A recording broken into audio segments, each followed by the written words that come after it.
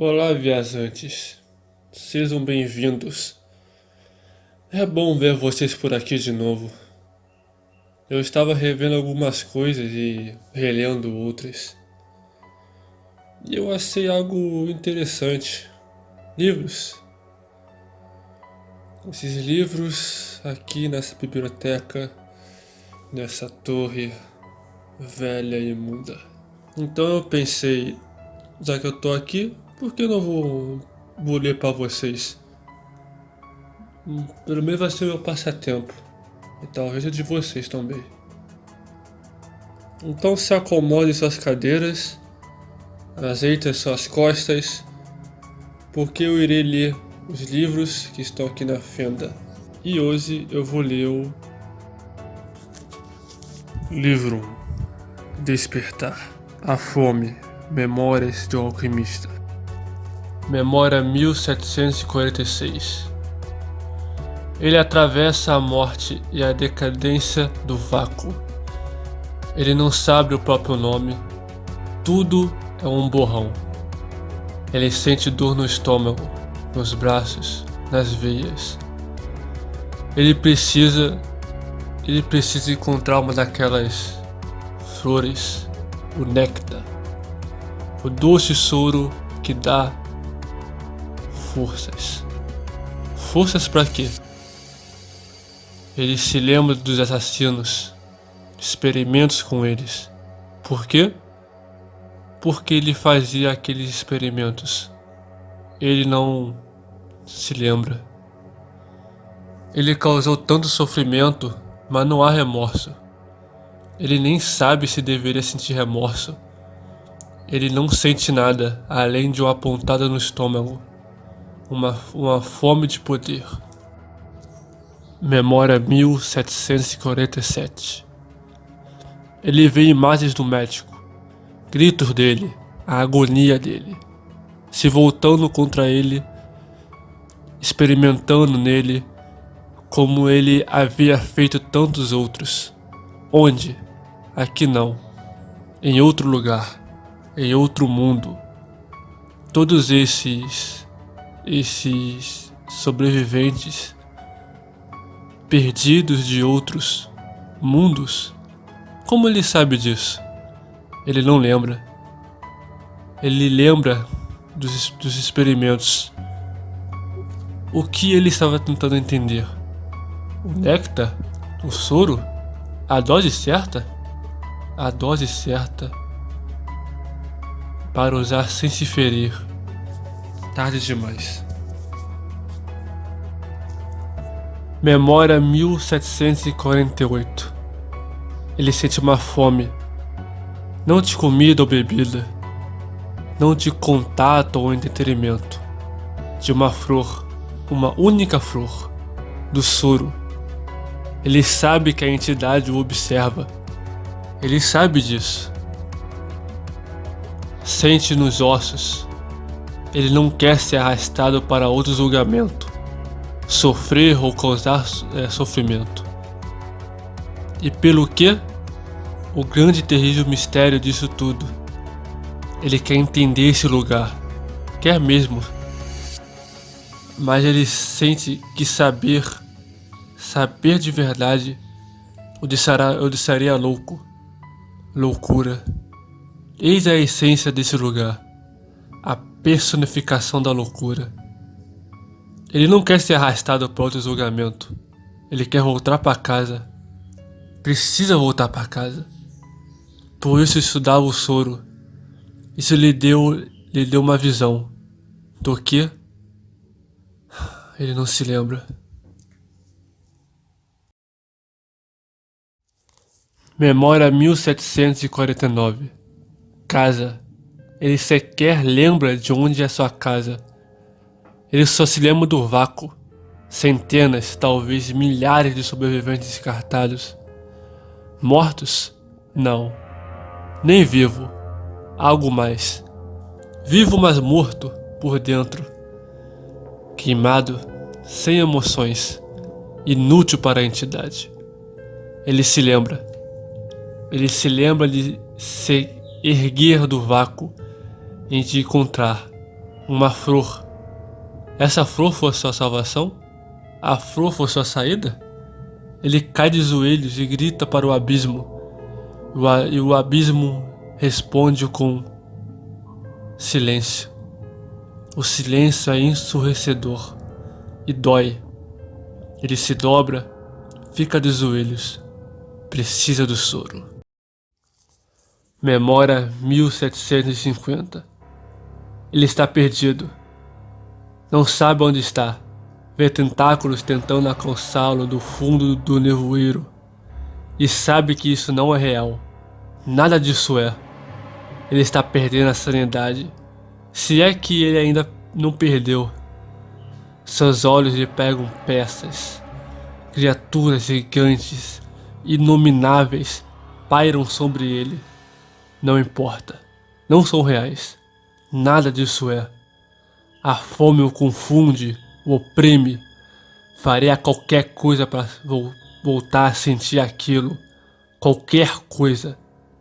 Mesmo voltar às provações.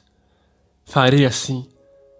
Ele faria sobreviventes e assassinos em pedaços para voltar a sentir. Ele começou a murmurar uma promessa. Uma flor.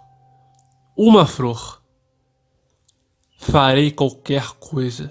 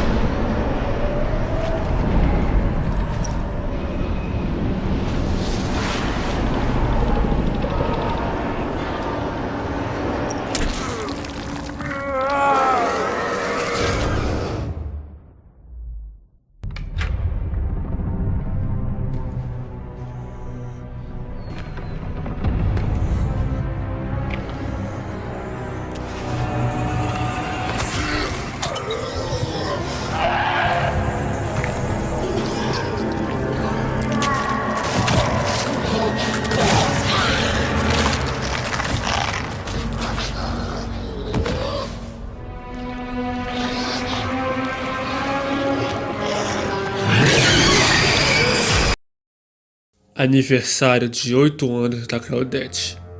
Memórias. Claudette Morrell. Claudette tem 7 anos e se sente solitária. Muito solitária. Sim, seus pais a amam. Sim, eles lhe dariam um mundo se pudessem, mas o mundo não a quer. Ou ao menos, é nisso que Claudette acredita. Ela só quer se encaixar. Se encaixar na escola, se encaixar com os outros primos, se encaixar com os colegas do futebol. Mas se encaixar não é tão simples quanto ser como os outros. Ela é diferente e sabe disso. Sente-se lenta, sem reflexos. Não é rápida o bastante para entender a professora ou acompanhar a aula. A bibliotecária diz que ela tem a cabeça confusa. Quando fala, gagueja. Às vezes perde o fôlego e tem dificuldade para reconhecer quando está falando muito alto. Mas acima de tudo, a professora a deixa envergonhada. Diz que ela está nas nuvens, sempre nas nuvens. Desça das nuvens, Claudette. Mas ela não consegue evitar. Está explorando enormes jardins e insetos coloridos em estranhos novos mundos.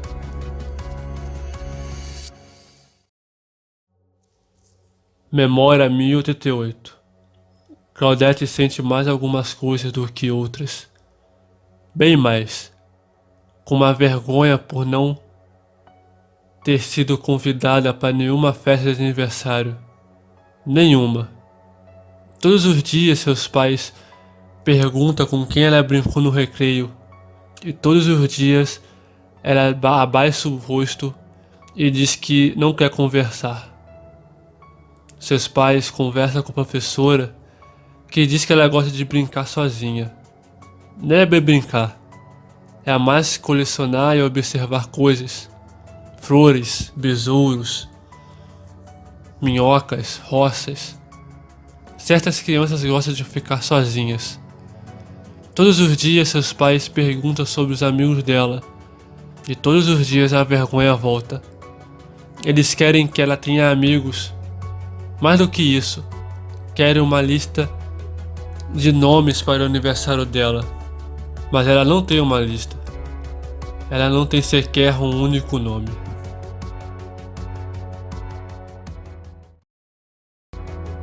Memória 1089. Claudete observa um besouro enquanto seus colegas brincam de pega-pega no parquinho. Ela quer brincar, mas ninguém quer ficar perto dela. Ela não quer pensar nisso. Pensar nisso dói.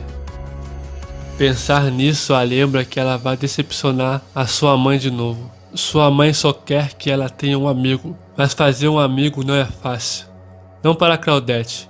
O que ela gostaria mais do que tudo é que isso fosse tão fácil para ela quanto para os outros. Ela queria ter um amigo para que seus pais se preocupassem menos. Talvez eles ficassem orgulhosos. Talvez ela devesse desistir da sua paixão por insetos e flores. Talvez isso ajudasse. Talvez então ela fosse como as outras crianças. Mas a necessidade de explorar e coletar é forte. Não está além dela, é ela. Memória 1090. Claudete adora colecionar coisas e sabe que é por isso que muitos a chamam de estranha. O pai dela diz que ela é perfeita do jeito que ela é. Ele conta que um homem chamado Darwin também colecionava insetos e plantas. Ele tinha uma grande imaginação como ela. Ele costumava refletir sobre ideias e teorias. E não é que ele criou uma maior de todas? E não é que ele criou a maior de todas? Ele explica a teoria e ela entende. O pai dela tem jeito de pegar ideias complicadas e torná-las fáceis de entender. Darwin. Claudete gosta do nome. Darwin. Claudete gosta do nome. Ela sorri, encara seu besouro azul e verde favorito e o batiza. Darwin. Memória 1091. A mãe de Claudete está chorando. Ela está triste porque Claudete tem problemas na escola. Suas notas estão mais baixas do que antes. Ela não entende o que está fazendo de errado. O pai diz que não está fazendo nada de errado. Claudete tem uma cabeça diferente. E está tudo bem. A mãe dela não quer mais que ela colecione plantas e insetos. O pai diz que essa é a melhor parte dela. E que ela não precisa de uma filha que se encaixe em algum gráfico. Mais do que isso, ele a defende. Ele conta à mãe que as maiores dádivas que o mundo já recebeu foram doadas por aqueles que não se conformavam, que não eram normais, que não se encaixavam em gráficos. Toste, Tesla, Einstein, Shakespeare. A mãe dela não liga. Um grito repentino escapa dos seus lábios. Não quero que ela repita um ano.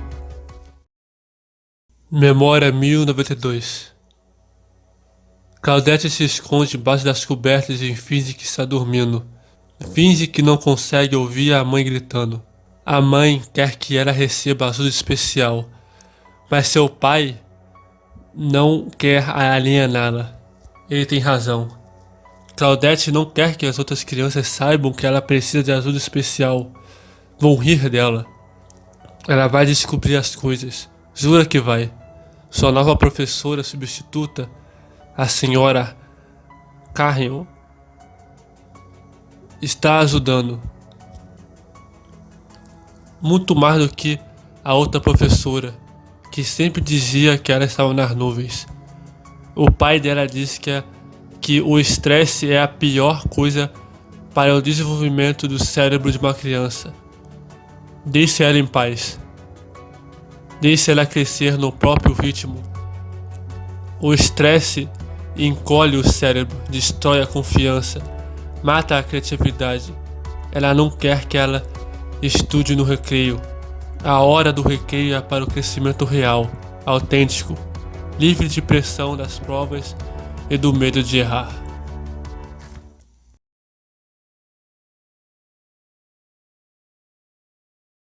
Memória 1093. A mãe de Claudete está feliz porque as notas dela estão melhorando. Como um professor pode fazer a diferença? Toda a diferença. Especialmente essa professora, a senhorita Karen. Outras crianças acham ela estranha e esquisita, mas a senhorita Karen não é estranha. Ela só entende. Ela entende porque teve dificuldades para aprender quando estudava. É por isso que ela faz todo um esforço para ajudar Claudete, ajudá-la a entender as aulas sem aliená-la.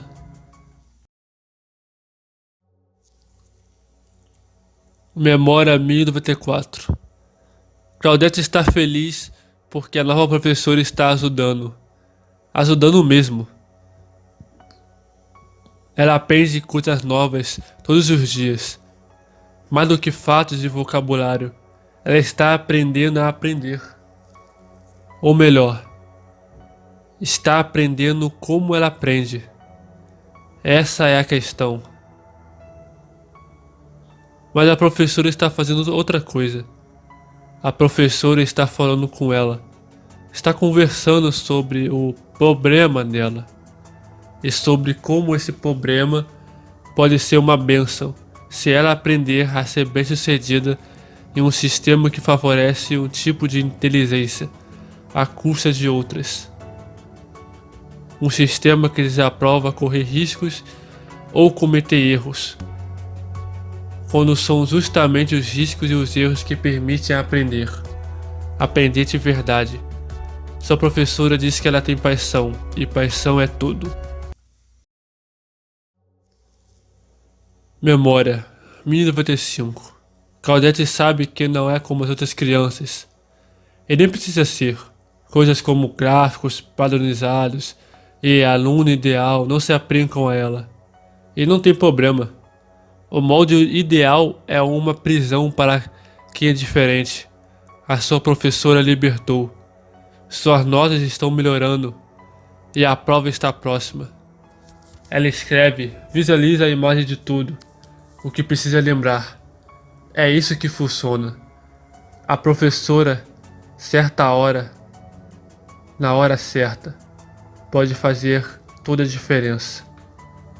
Os pais estão orgulhosos, muito orgulhosos, mas sua mãe ainda queria que ela tivesse amigos. Queria que ela gostasse do que as outras crianças gostam. Os pais dela discutem em outro quarto sobre o presente de aniversário dela. A mãe quer comprar uma boneca nova. O pai acha que ela gostaria de algo mais relacionado a insetos, plantas e bactérias. A sugestão deixa a mãe transtornada. O pai a defende. Olhe para quem ela é, e não para quem você gostaria que ela fosse. A mãe fica em silêncio. De repente ela grita e diz que não quer que ela sofra bullying como ela sofreu. Claudete arregala os olhos. Pela primeira vez na vida, ela percebe: a sua mãe também é diferente. Memória 1096. Claudete fará 8 anos amanhã. Ela deveria estar ansiosa, animada. Deveria estar contando as horas, os minutos, os segundos, mas não.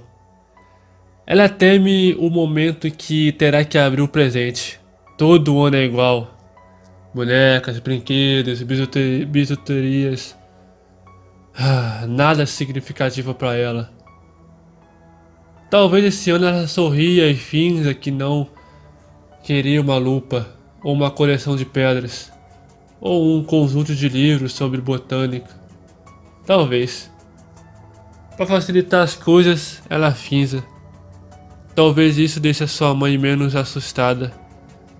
Vê-la feliz por causa das notas foi bom, muito bom.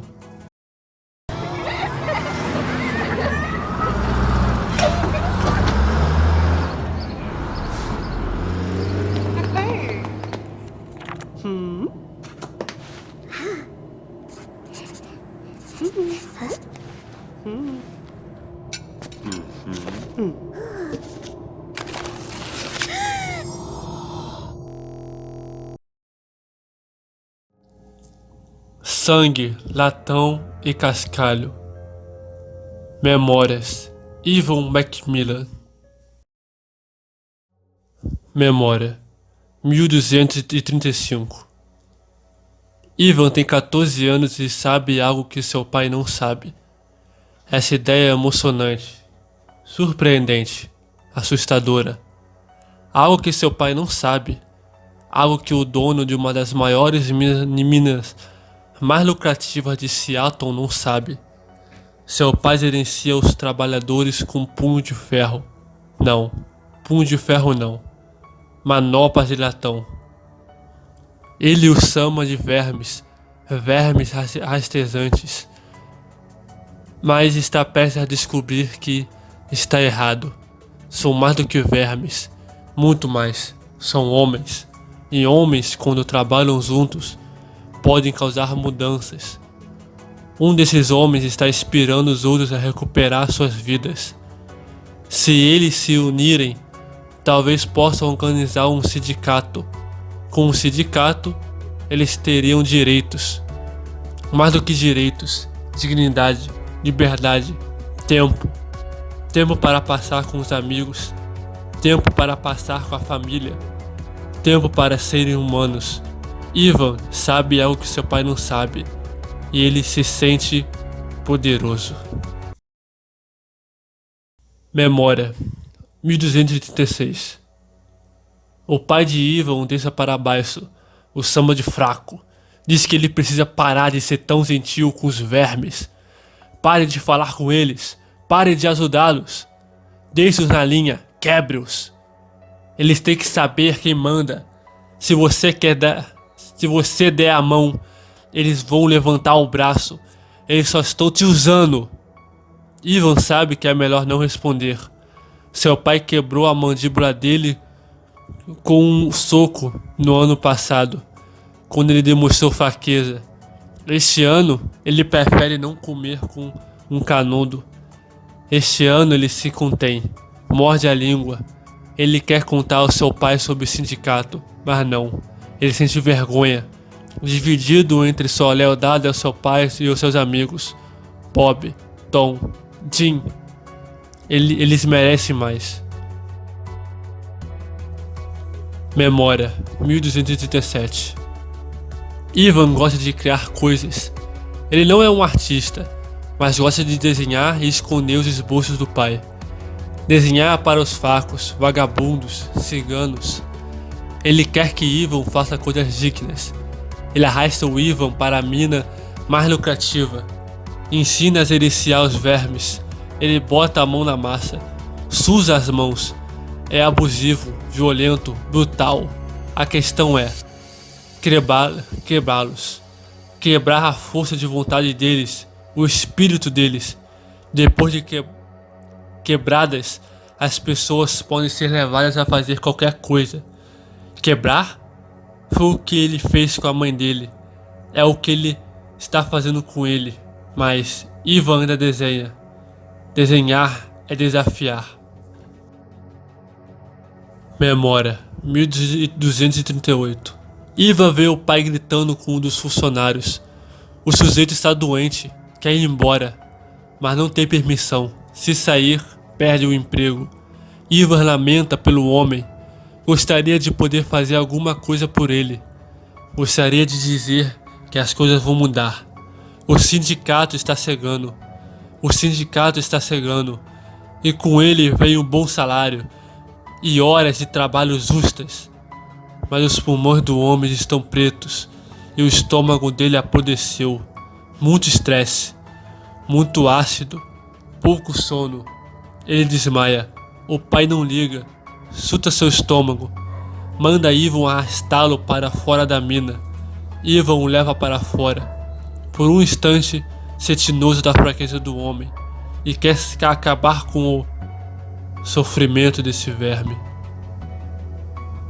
Ele está virando o pai, mas talvez isso não seja tão ruim. Memória 1239. O pai de Ivan o obriga a montar uma armadilha de urso numa floresta escura. Seu pai tem obsessão por caçar ursos. Sempre teve, sempre terá. Ele conta uma história, sempre a mesma. Ivan não quer ouvir, mas não tem escolha. Seu pai está caçando com o irmão quando encontra um urso pardo. O urso arrancou o braço do tio e mordeu a cabeça dele. O pai de Ivan pulou nas costas do urso, esfaqueou sem parar, matou o urso, abriu o estômago dele para recuperar a cabeça do irmão. Carregou o corpo mutilado por 20 quilômetros até a propriedade da família. Dessa vez são 20, da última foram 10. O pai sorri, a história muda toda vez. Às vezes Ivan se questiona se de fato havia algum urso. Memória 1240. Ivan sente-se inspirado como nunca antes. Furiosamente desenha o pai vestido de urso matando seu tio.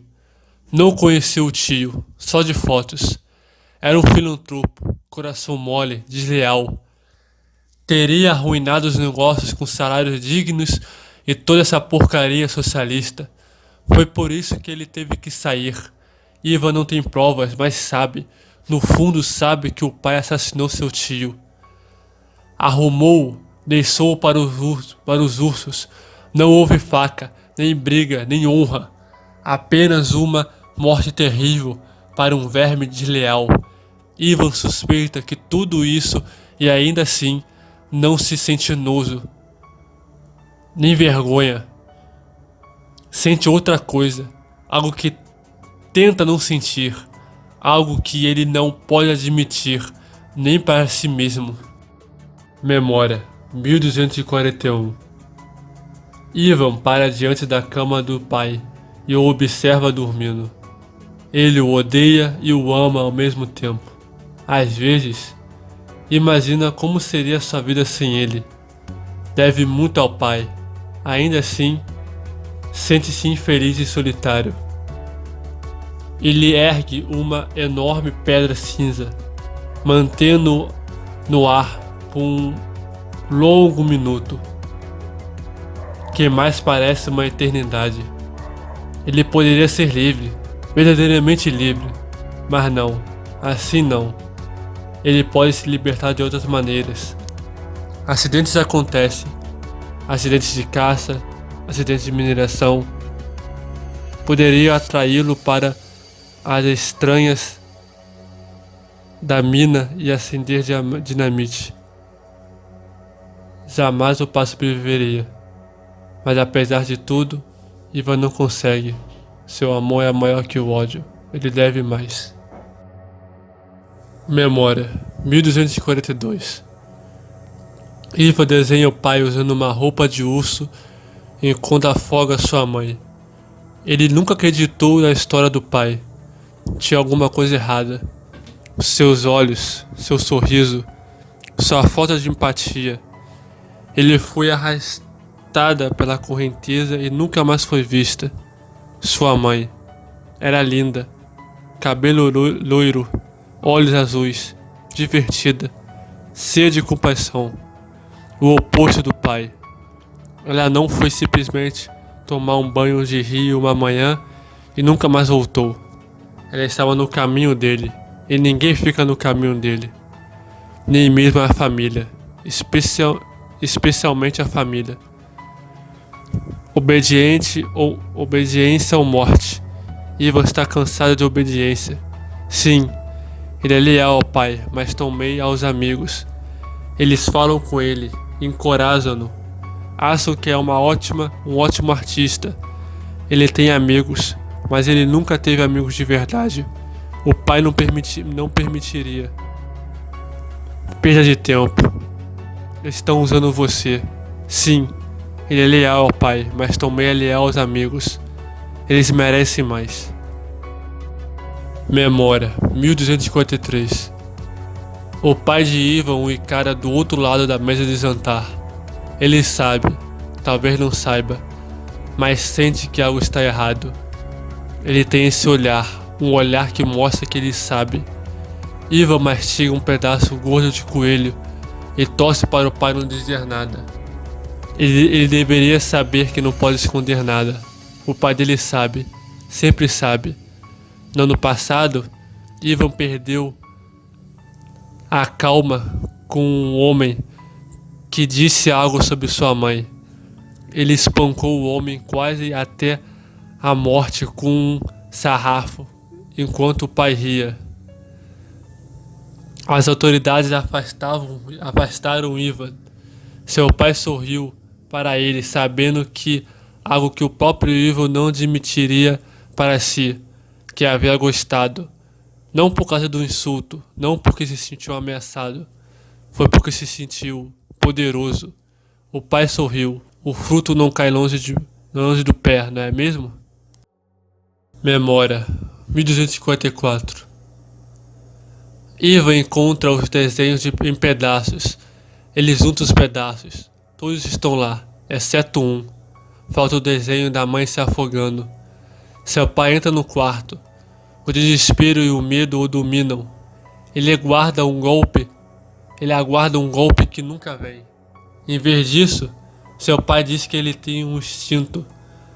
E instinto é tudo. Ele diz que herdou o instinto do seu lado da família. O mesmo instinto que lhe dizia que Ivan estava escondendo algo. Não finja, eu sei. Alguns de seus amigos vermes venderam você por centavos. Ivan começa, mas não diz nada. Não consegue dizer nada. As palavras ficam presas na garganta. Ele pede desculpas. O pai não diz nada. Ele apenas se afasta. Ivan o segue até o quarto, onde vê o desenho de sua mãe morrendo, emoldurado acima da cama. Seu pai diz que Ivan vai aprender uma importante lição amanhã, para que ele entenda. Ivan ora para o pai e sente ódio. Ódio pelos vermes que o traíram e pelo pai. Respeito? Não respeito. Admiração.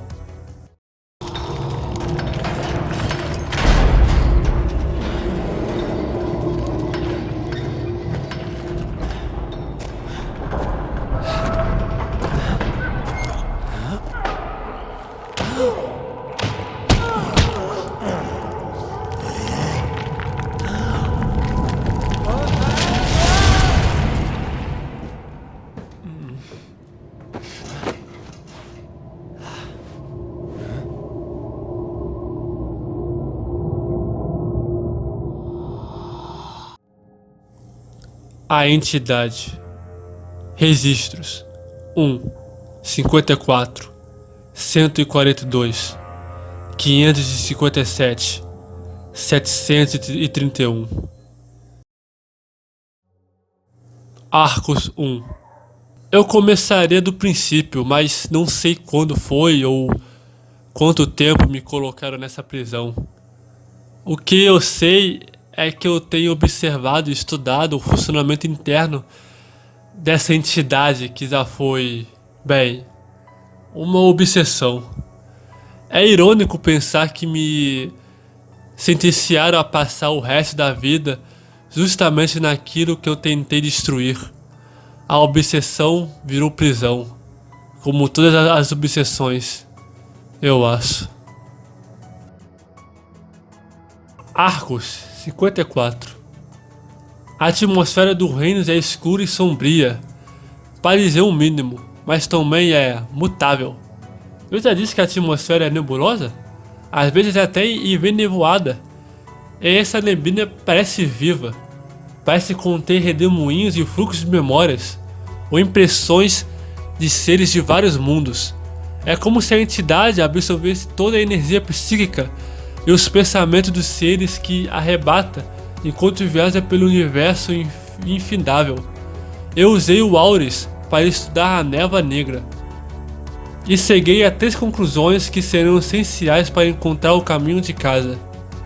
Primeiro, o nevoeiro é rico em partículas áuricas, o que me leva a crer que essa dimensão é mais consciente do que material.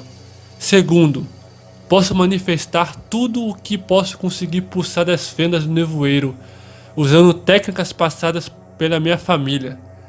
Terceiro, a entidade é muito mais antiga do que suspeitávamos, e a maioria das nossas teorias e conjecturas estavam erradas. A rica presença de partículas e células áuricas sugere que ela seja um dos seres originais, um dos antigos. Arcos 142. A entidade é a personificação cósmica do mal. Na minha terra natal vimos como sua mera presença vira mundos do avesso. Como ela parece remover ou extinguir qualquer noção de empatia ou compaixão das comunidades. Como leva as pessoas à beira da loucura e então, bem, as força a entrar. Agora eu entendo que ela faz tudo isso para arrancar as vítimas de suas vidas e submetê-las a provações intermináveis de terror, que, ao que tudo indica, é o do que ela precisa para sobreviver. Essa talvez seja a chave para sua destruição. Se é que é possível destruir um dos antigos, dar um fim às provações, destruir a capacidade de extrair o néctar sombrio das vítimas? Como um cruel parasita que se alimenta de uma flor. Pelo menos, os arquivos me proporcionam uma melhor compreensão da entidade, porque ela se move de universo em universo, selecionando vítimas e devorando mundos, como se estivesse em um buffet cósmico. O que eu ainda não descobri é se ela sente atração pelos mundos tomados de trevas e loucuras, ou se é o catalisador de tamanha maldade. Arcos 557. Todos os planos da existência são uma mistura única de partículas áuricas, conscientes com partículas metais. Quase certamente a entidade é consciência pura. O fato observável da existência é que o mundo material reage e muda conforme a consciência. Consciência coletiva é a chave, o corpo, o lar, a provação.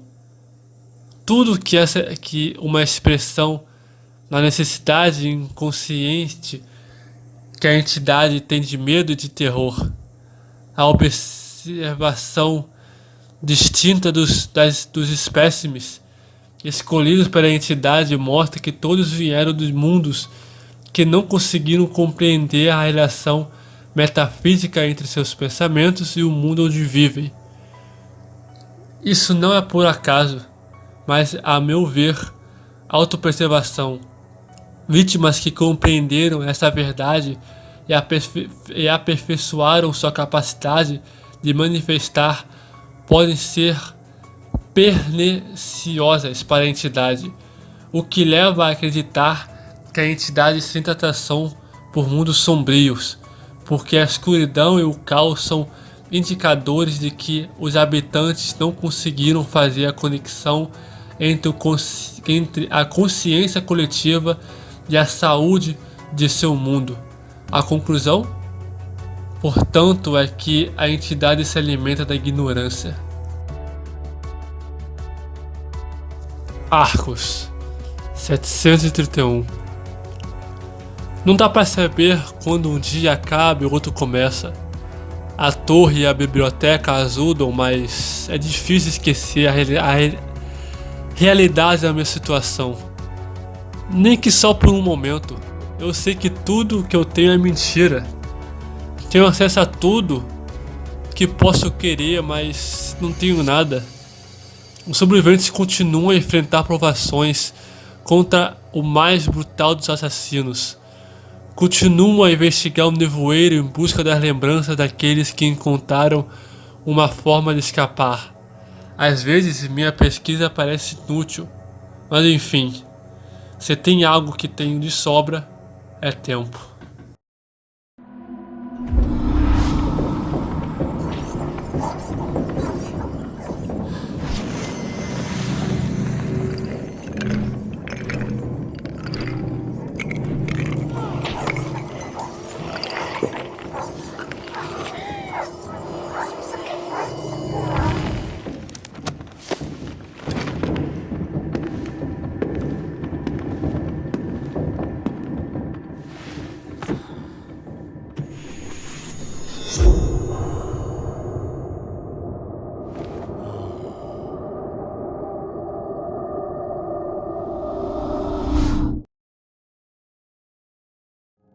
Revelações, registros, 1513, 1672, 4902. Arcos, 1513. Eu usei o Aures para explorar as memórias de uma sobrevivente que veio de um mundo onde, pelo que eu entendi, existe um culto à entidade. Não chega a ser uma surpresa, nem a primeira vez que vejo algo assim. Mas as memórias sugerem que ela é uma espécie de detetive e que estava tentando impedir um sacrifício do culto, quando foi levada para as provações. Não sei o que aconteceu com ela. Terei que explorar a neblina para descobrir mais. Arcos, 1672. Selecionei impressões de uma assassina que ainda não observei. Meu palpite, a julgar pela natureza dos crimes e que ela vem da Terra Sombria, atraía os homens oferecendo-lhes amor, roubava suas economias e depois os jogava aos porcos. Adorável, eficiente e engenhosa. As impressões da memória não... As impressões na memória são conforme se segue. Ela está parada na estrada, segurando flores. Ele está parado na estrada, segurando flores. Um sorriso idiota, emoldurado por um rosto imbecil. Não faz ideia de que seus dias estão contados.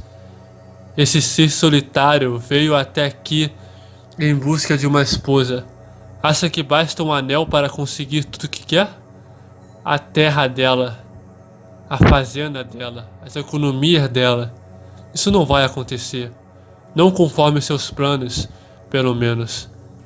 Não aconteceu nenhuma das outras almas solitárias que responderam ao anúncio dela nos classificados. Ela o encara e vibra com a ignorância dele, o rosto longo e idiota, o falso senso de superioridade. Ele escreveu um poema, que doce. Ela vai enfiar na garganta dele quando ele estiver em convulsões no chão. Ela pega o poema e pergunta sobre o dinheiro dele.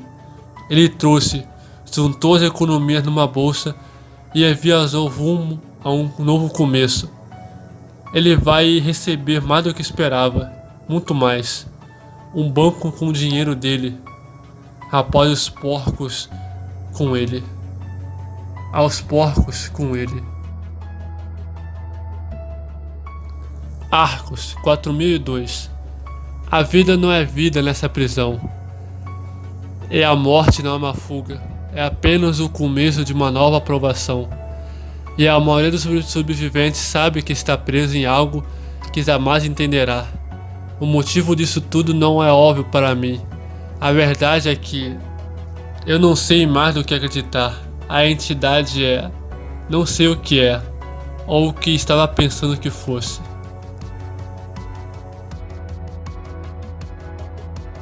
Então é isso, viajante. Parece que a nossa jornada de hoje chegou ao fim. Bom, diz a sua avaliação aí. Você quer que eu fale de outra forma as histórias do livro ou continue da mesma forma que eu tô? Parece que tá chegando a hora mesmo. Eu sinto como se algo tivesse me chamando, mas é isso. Então, isso é um até depois. Possivelmente. Espero que seja bem até lá. Até o nosso próximo reencontro, viajante. Te vejo na névoa.